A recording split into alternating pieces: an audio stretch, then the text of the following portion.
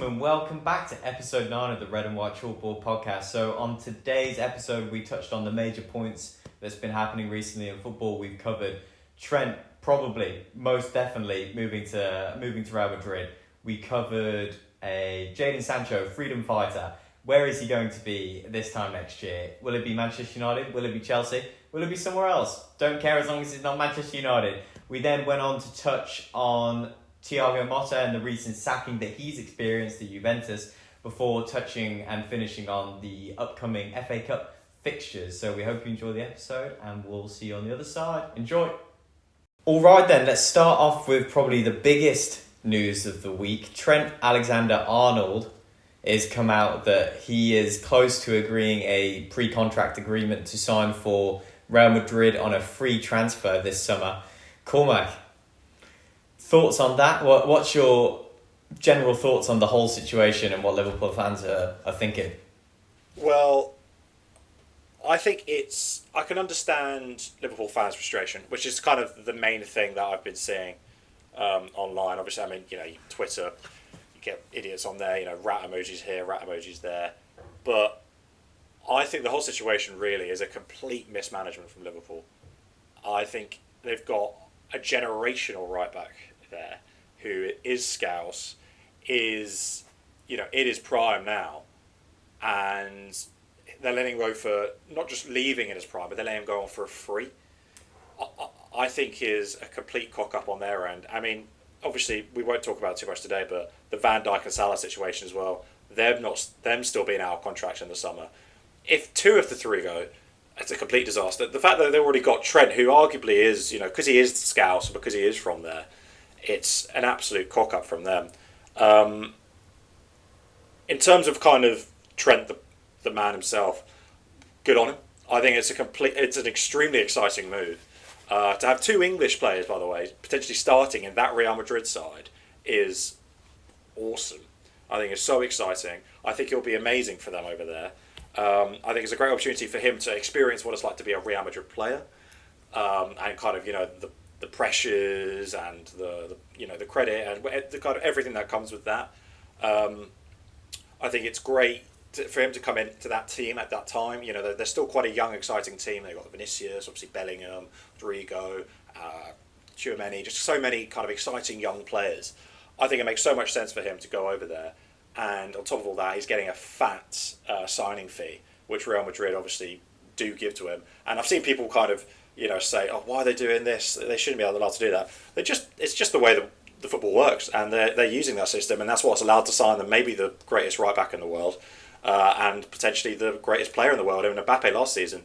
So I think, to quickly summarise that, cock up from Liverpool. I think that is a real mismanagement. And I understand why Liverpool fans are pissed off, but they shouldn't be pissed off at Trent. I think they should be pissed off at the club more than anything else.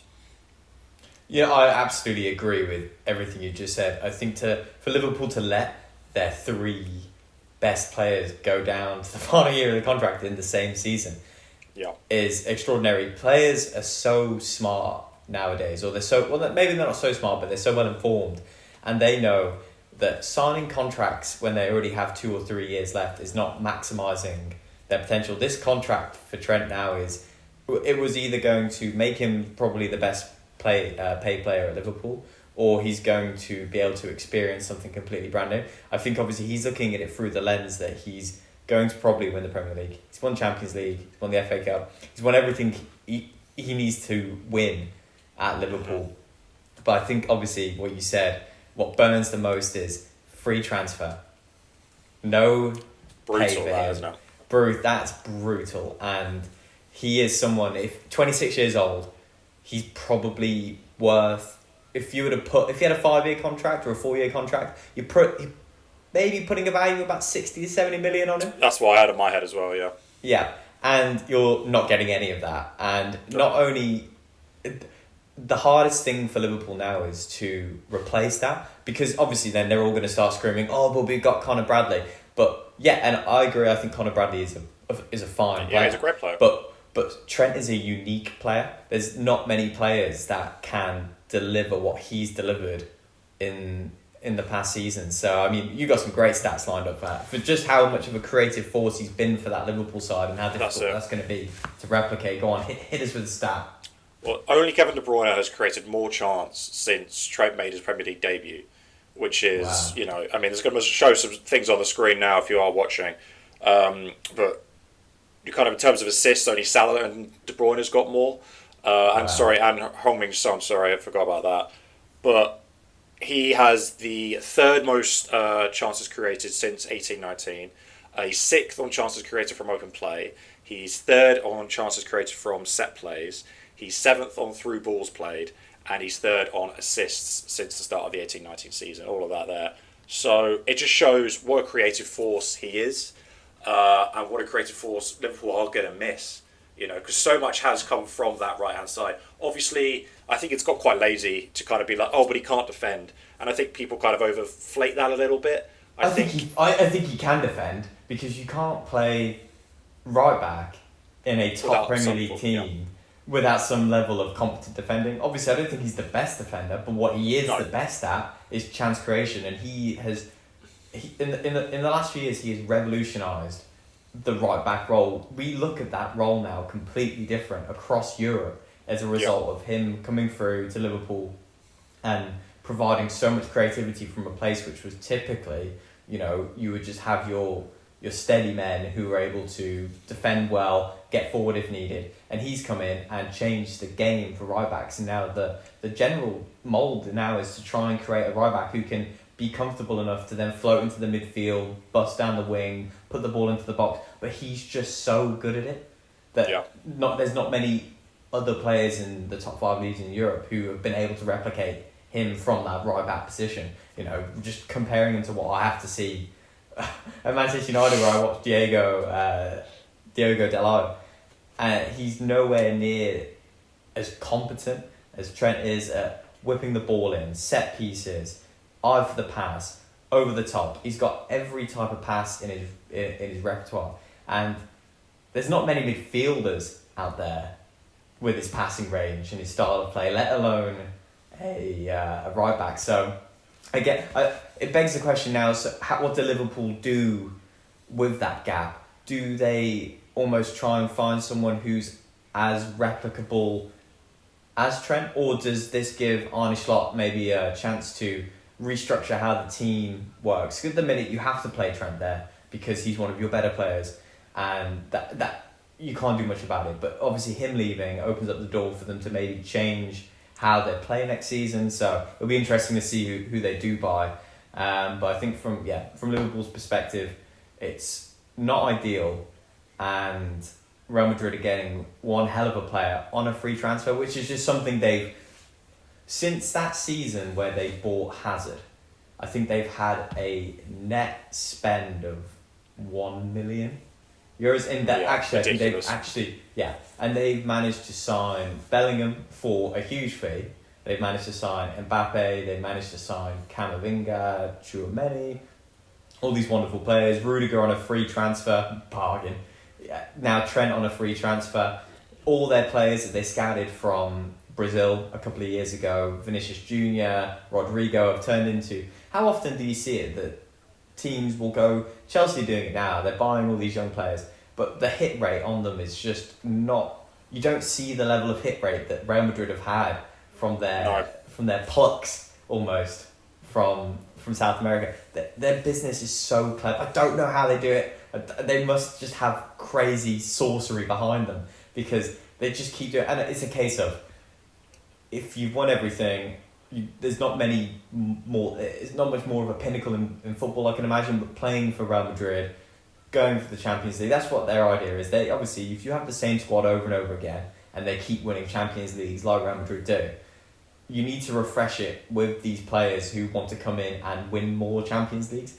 That's how you keep winning more and keep that fire alive, because you'll have the senior players who have the 4 or 5 behind them, and then you'll bring in the ones who maybe have won one, maybe need their first one, like Mbappe, for example. Bellingham now obviously has one. So their overall transfer strategy, it's one for one. It's bang on. And I think bringing in Trent, it'll be interesting to see, to slightly move on from the Liverpool spectrum a bit, who Real Madrid go for a centre back in the summer.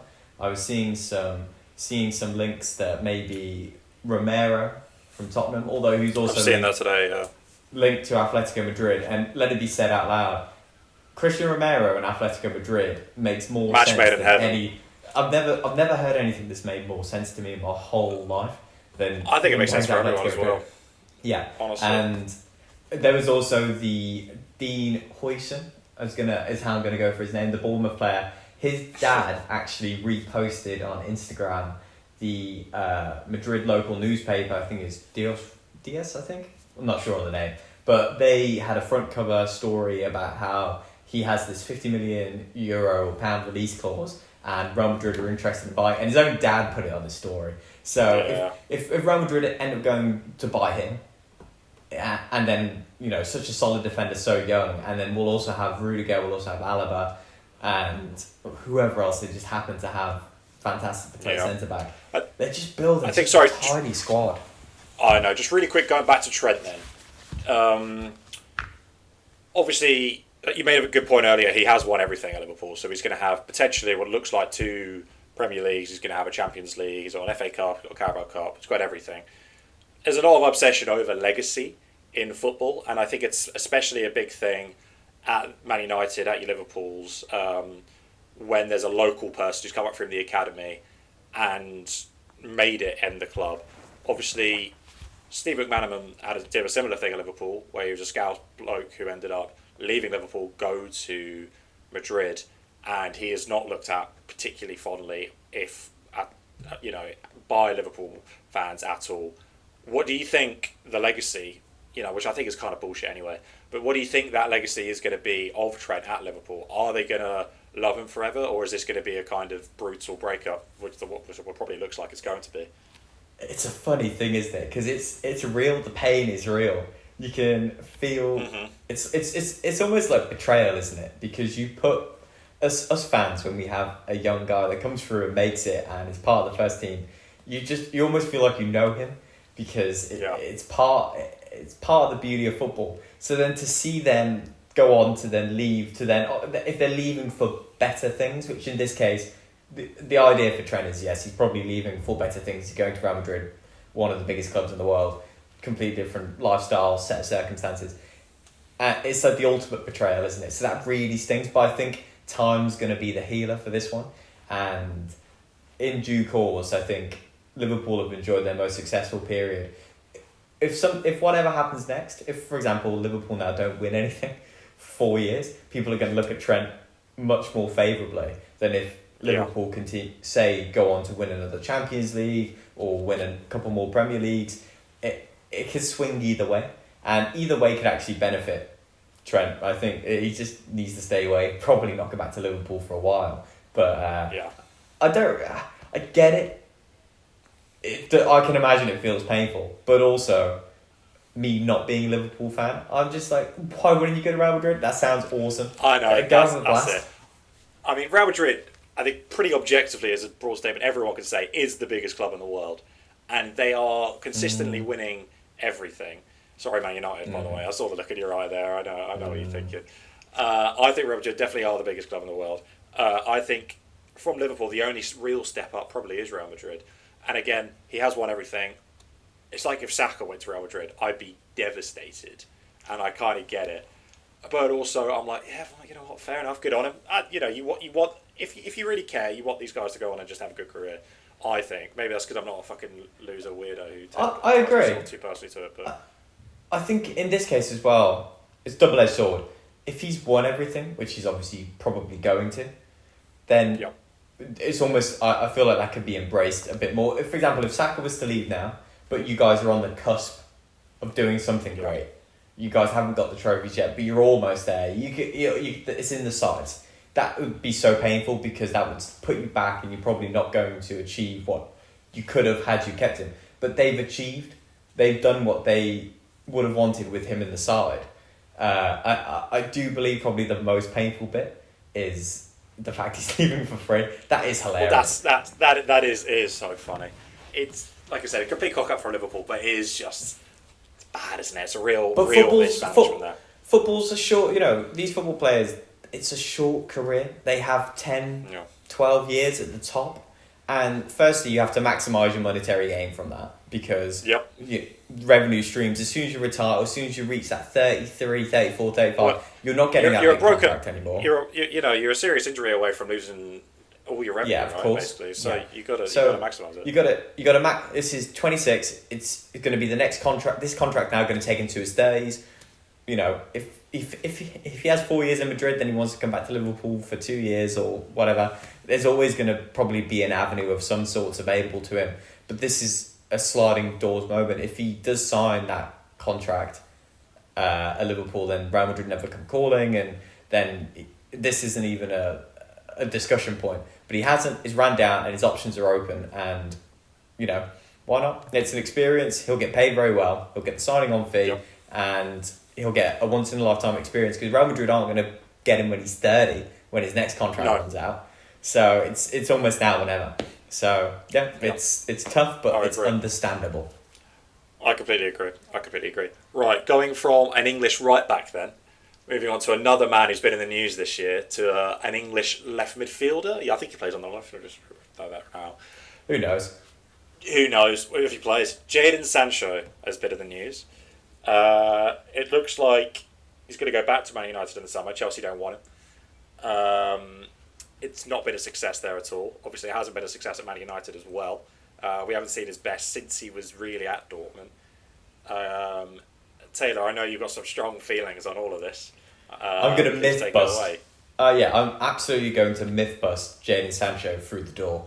So, firstly, freedom fighter Jadon Sancho. News this week has come out that the important fee that Chelsea could pay Manchester United to not buy Jadon Sancho, which everyone was probably thinking was around, the obligation's 25. So everyone's thinking probably 20, probably 15. It's come out and it's 5 million, which is not a grand sum at all, especially at the level Jadon Sancho has been performing at. It's more like a glorified loan fee than an important fee to turn back on the agreed deal.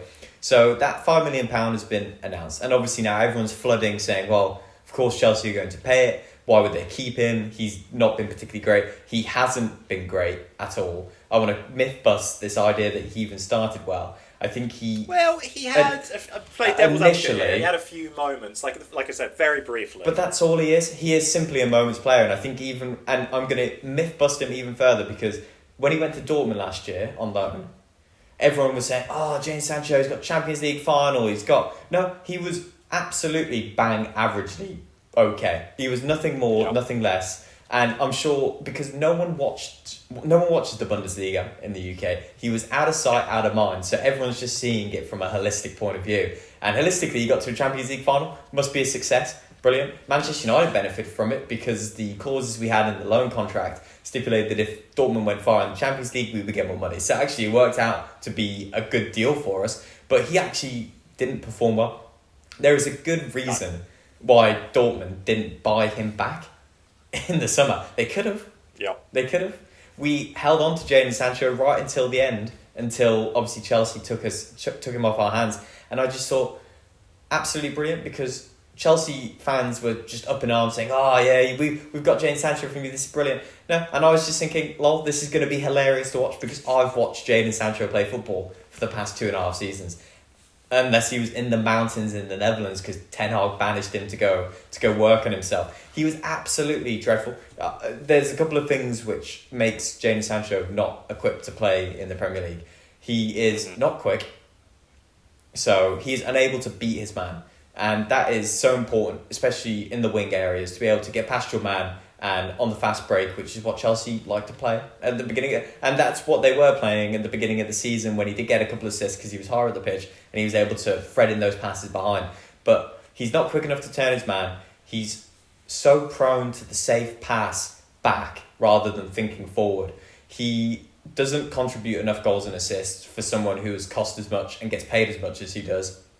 He doesn't have the physicality. He doesn't have... he just doesn't have the cojones to be a top Premier League. He hasn't got the mentality, I believe. I think all the issues that he had at Manchester, he was frequently late. He got sent away by Ten Hag. They had a huge argument And the reason why he did get banished was because he refused to apologise to Ten Hag. And I think, to me, we both work, that's not something you could even contemplate, because it's just how the world works. Even if you don't agree with something, you got to know your place, and he's your manager and he refused to apologise, and everyone has a different opinion on it, but I think ultimately he should have mentally got over that hurdle. Did not. Has gone to Chelsea, and turn of the year has been mid. And I'd even say below mid, because he's really not contributed any goals and assists. So now everyone is saying he's going to probably return to Manchester United. News has come out in the past 2 days, actually, from some sources in the UK, Sky Sports, etc., saying Chelsea do intend to keep him.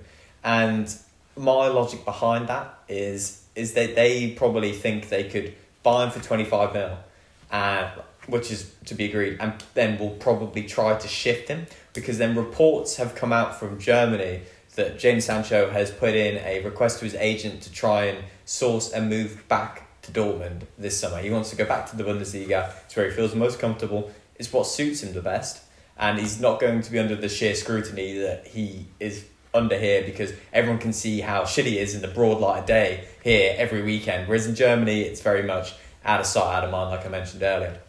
So I just think, from a personal point of view, what must he be thinking? Because it hasn't worked at Manchester United, and he kicked up such a fuss. He costs so much money, he gets paid so well, and then he's gone off to Dortmund. Obviously he's done okay, and now he's gone to Chelsea, and he's barely done anything there. And now, instead of everyone saying, oh, what a bargain, you paid 25 million for Sancho, that's a great deal, well done Chelsea, everyone's saying, lol, it's only 5 million to send him back. That's probably the easiest decision ever. And from his point of view, hearing that, he must just think, God, where has it all gone wrong? He is so far removed from the kid, age 19, who was assist machine, a creative machine, and he is just completely and utterly fell off. And I do think it's a case of, it's a mixture of his physicality peaked very young, and then I think mentally he withdrew into himself, because that fearless style that you saw when he was much younger, you watch him now and he's very safe and he's very risk averse. So he's a shadow of the player, and all I hope is that he stays so far away from Manchester United. There's not a spot in one of Ruben Amorim's number 10 positions for Jadon Sancho. There's not a spot for him anywhere. It's a non-issue. It's a non-starter. He's not coming back. He will stay at Chelsea, and if anything, Chelsea will just sell him for 30 mil and bank 5 million profit, because that's just, they just seem good at that. So well done, the freedom fighter. Any thoughts on Jadon Sancho after all my ramblings? I think I need to take a breath after that. Christ, I think you hit a lot of the nails on the head there. Obviously, he had disciplinary issues at Man United. He had some of them at Dortmund. He had them at City when he was the academy there. So he's always clearly been in trouble, let's say, at certain times with a lot of different coaches. To play devil's advocate really quickly, and like you say, he has had moments at Chelsea. Maresca hasn't been able to get the best out of Sancho, Nkunku, Madueke's kind of fallen a bit flat. Neto doesn't look like the player people thought he was going to be when he was at Wolves. Is some of this a coaching issue as well? Obviously, I mean, Ten Hag struggled and obviously got sacked at United. So, is there a coaching issue involved at all, do you think, or is this 100% be put on the man Jadon Sancho? No, I'm not going to blame the managers for Sancho. You have to have a certain level of self-discipline and self-wanting to bust through. To be the best players, you have to be the best at everything you do. And just from what I've read, from what I've heard, it doesn't seem like he lives the lifestyle of someone who wants to be the best footballer he could be. I think he got a lot young, and it was, to his credit, he was one of those who moved away he almost was that pioneer. He was kind of a pioneer, wasn't he? Yeah, exactly. Yeah, he was moving out to Europe so young, and it's inspired so many other English players since to go out and seek that move for first team football, and it worked so well for him. But I think as he's gone older, he's just never pushed on. I think ultimately you've got to really put it down to the player. You get paid very well. You have been given ample opportunity. Ample hands have been stretched out to you, and I look at it, and you've got Rashford over at Villa, you've got Sancho over at Chelsea, and I don't think either of them has scored since the turn of the year. So It's just weird how the narrative spins, though. But everyone. Yeah, I mean, I think it's harsh to put Rashford in that same bracket there as Sancho. Oh yeah, no, I'm just using them both as examples of very well paid Manchester United players who are currently out on loan in the Premier League.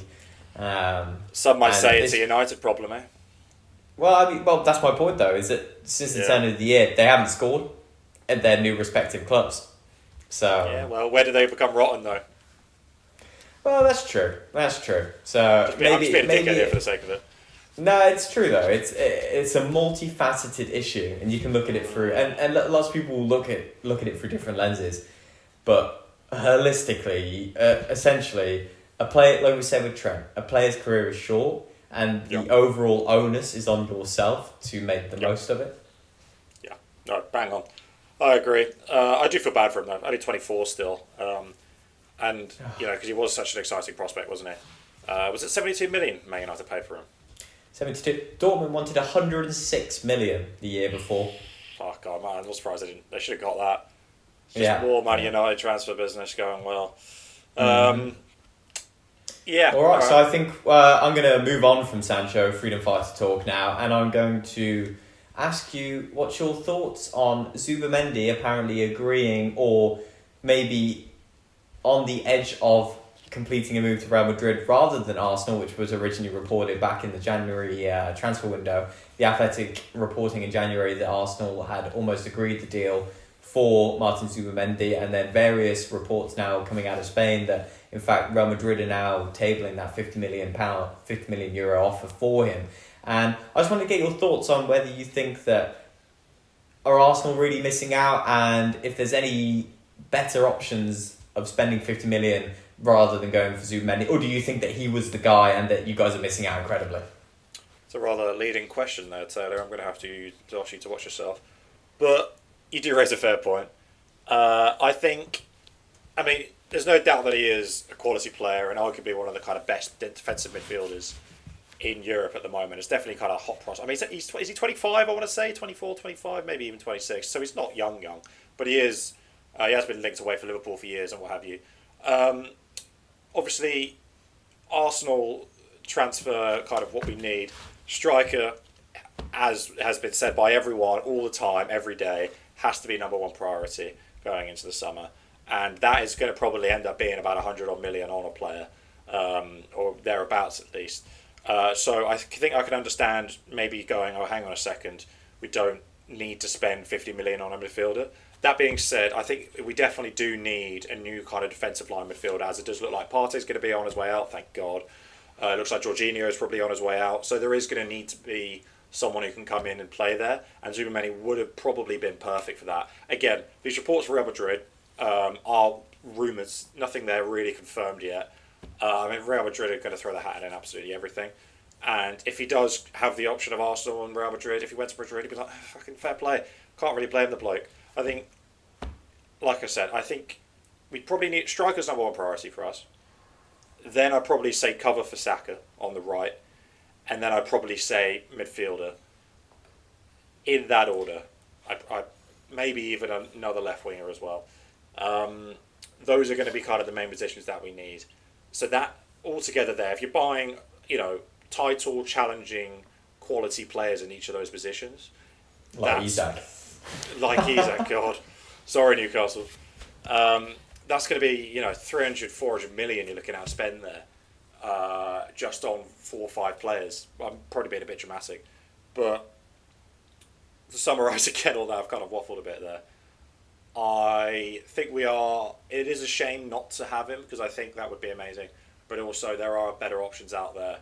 Don't ask me to name any off the top of my head now, because I couldn't do that for you. But I was thinking, like, for example, 50 million is a lot, and this summer is going to be really interesting because many clubs have to buy a lot of players. Manchester City will need 4 or 5. Arsenal's going to need 2 or 3 relatively big signings. Liverpool could need 4 or 5. Manchester United need 11. So you've got all these big teams but they all can't be spending $500 million. So they're going to have to get creative, and it's, like you say, it's where they get creative. Someone I actually thought, what's his name, from Wolves? he's the I can picture his Brazilian. face. Yeah. Yeah, Brazilian centre defensive mid from Wolves. Andre's his name, and Yes, he's had a good season, and he probably would cost in the region of 25 to 30 to 35 mil. Say, so it's either you're gonna have to buy young and inexperienced players. I actually think it's a good opportunity for you guys just to move Lewis Skelly into that centre mid position and let him just have at it next to Rice. I think that's probably the play there.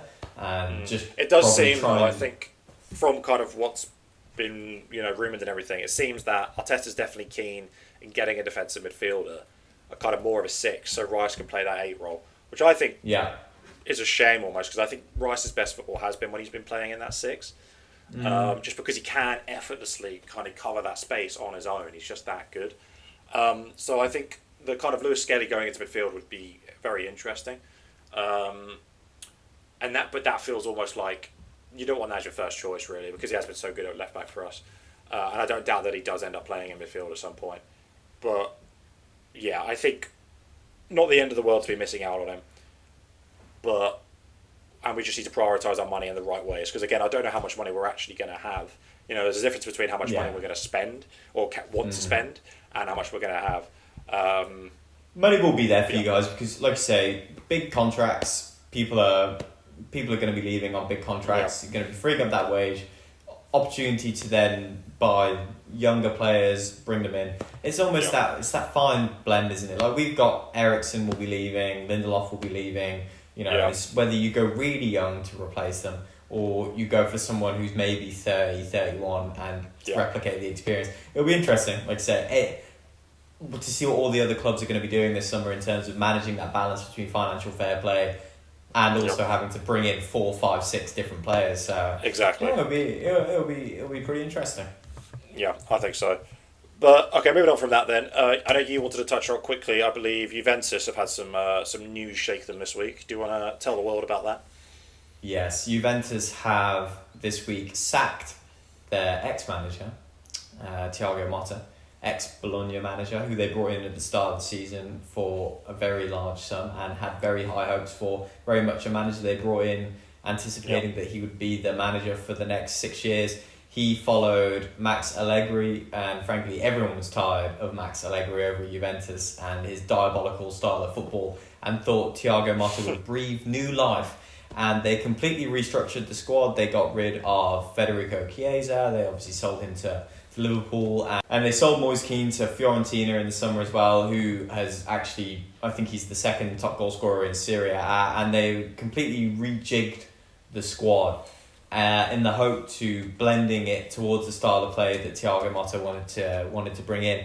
And actually, it's been nothing but an absolute unmitigated disaster for them. I think they were unbeaten in the league. It's crazy, Juventus this season. They were unbeaten in the league for until I want to say February or January, but they actually had just drawn every game. They had more draws.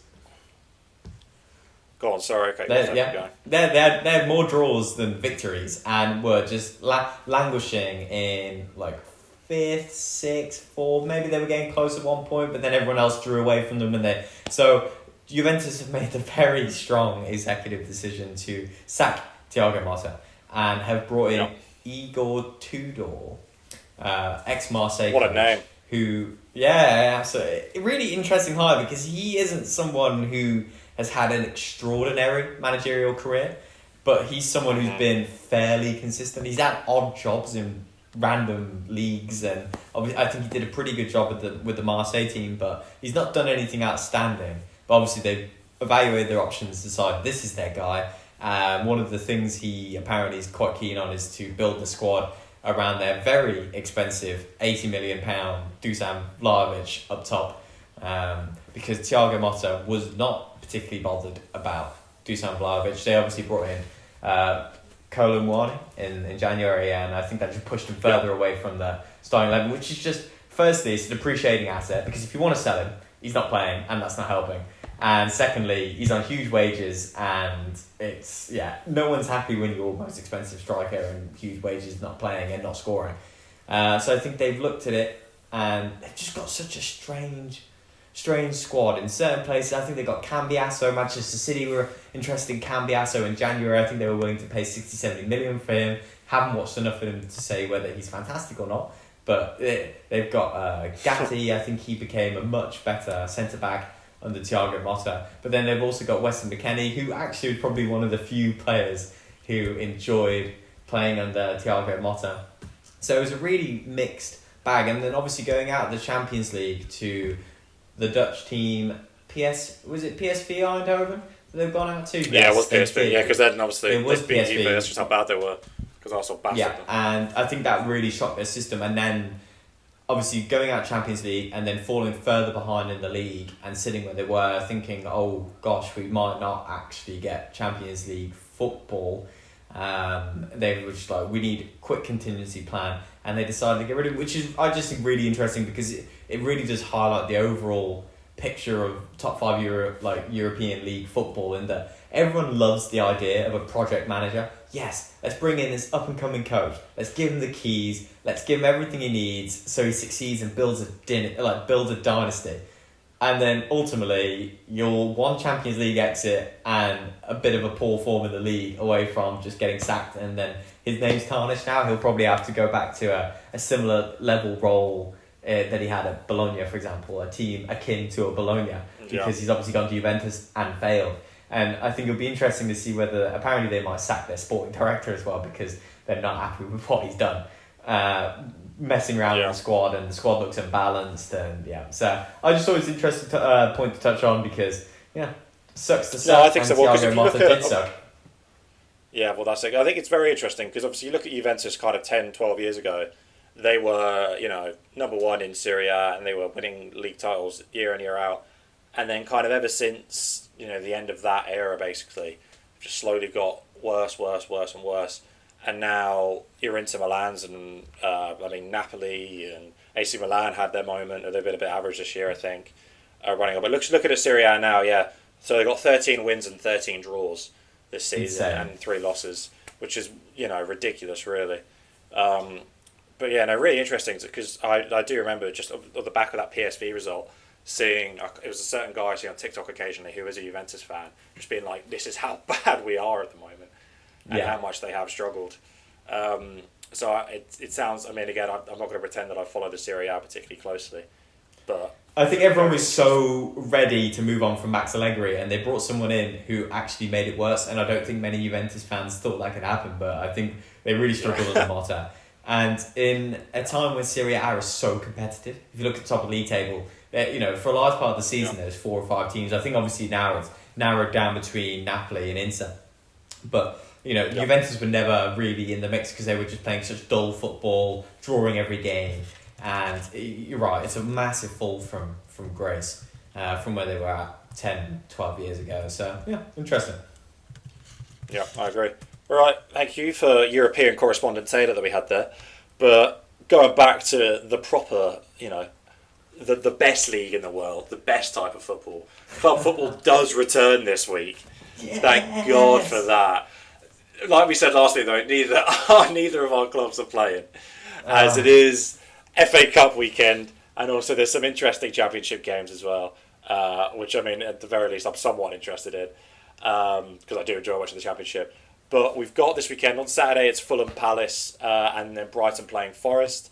And on the Sunday we've got Preston playing Villa and Bournemouth playing City.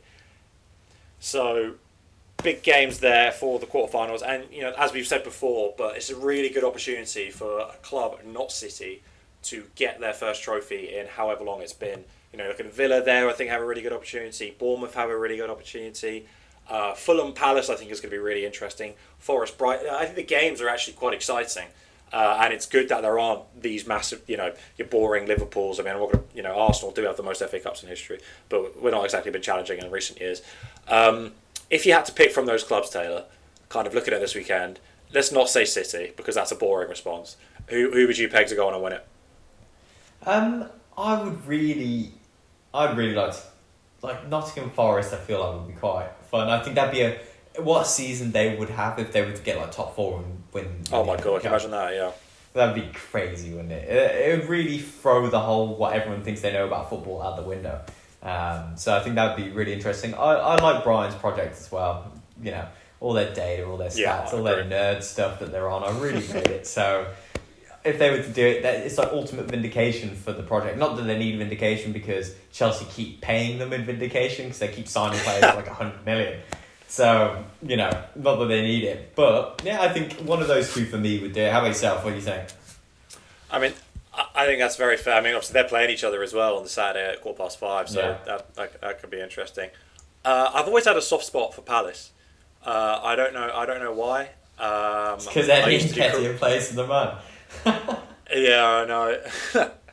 It's I used to do career modes with him on FIFA back in the day. Same with Bournemouth, but for some reason I've always had a soft spot for Palace. So I really like their team at the moment, and they are, you know, I think I've seen a lot of Palace fans say, but they are third in points taken this season from January, I believe. It's just behind Liverpool and Arsenal, I'm pretty sure. So they've had a really good kind of second half of the season. And I just love Mateta, and obviously I love Nketiah. Henderson. One sec, Cormac. We got a shout out. Tucked in shirt, post ear surgery, Mateta. It could be. We're gonna get the most Barclaysman in year. He's gonna be. This could be game changing. He might just hit 50 goals by the end of the season. It's crazy. Yeah, I know. Long sleeves, gloves on.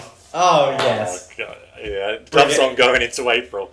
Very fresh. You know what? If Mateta scores the FA Cup winning goal, hell yeah. Absolute scenes. I'm on it. Before he moves to Manchester United. Crazy. For 150 million, then he loan him off to Chelsea. Yeah. But yeah, no, that's very, very, very exciting. I'm looking forward to just club football being back. Anything else you have to say there? No, I agree. Super great to see teams which you wouldn't associate with this. Again, shout out Preston for getting where they're at. You know, got further than Manchester United, Arsenal, Liverpool, etc. So great. Nice to see a good mix of teams, and you just really hope that Manchester City don't go on to win it, because that would be really annoying and so really not it. So let's just hope. I mean, if they're playing Bournemouth. I think that'll be a really tough game for them. I really do think. Agreed. Is it Bournemouth at home or is it City? Bournemouth at home. Yeah, so that could be really interesting. And then do you want to give a quick predictions on those games? Then you don't have to do scores. You can just do. So we've got Fulham versus Palace. I'm going to go for Palace to go through. I'm going to go for a. I don't know if Mateta's playing, but I'm just going to say a Mateta goal. Nice. All right. I'm going to say Palace as well. Sorry, I don't know if James is listening, but sorry, James, get fucked. I'm going to say 2-0 to Palace on that one. Then we've got Brighton Forest. I think it will be 2-1 to Forest is what I'm going to go for there. Alright, I'm going to counter you, and I'm going to go for a Brighton victory. This just goes straight to extra time. There's no replays, is there? I believe so. If the contest is a draw, they'll be decided. Yeah, extra time and penalties. Oh wait, no, hang on. I think it is 2 legs. For the quarters? No. That's stupid. Semis are 2 legs, not quarters. Oh no, sorry, replays. Sorry, that's a replay. Sorry, if it's a draw, it goes to a replay. If not, it's stinks, man.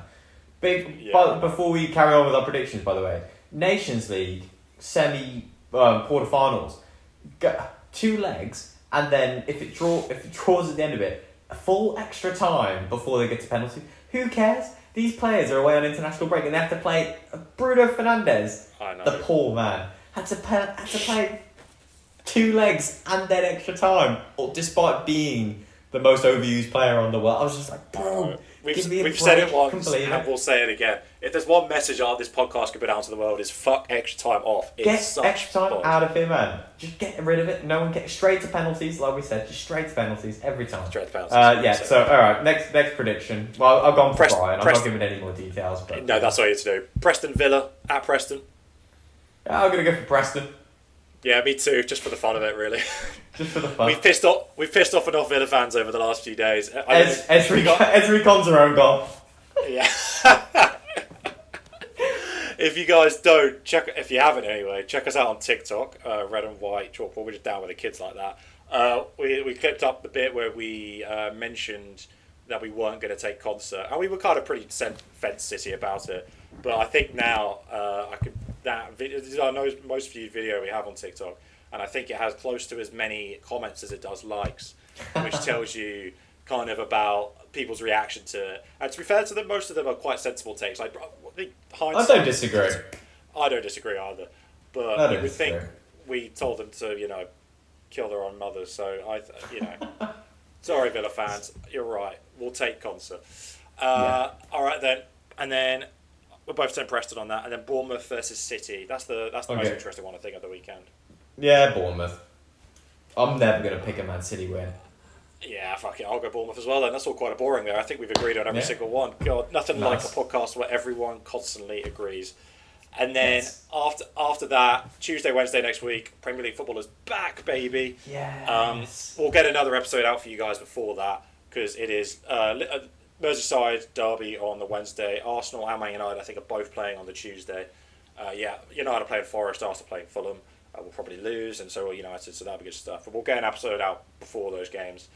That's everything from me today. Taylor, have you got anything else to add there at the end? Anything else you want to talk about?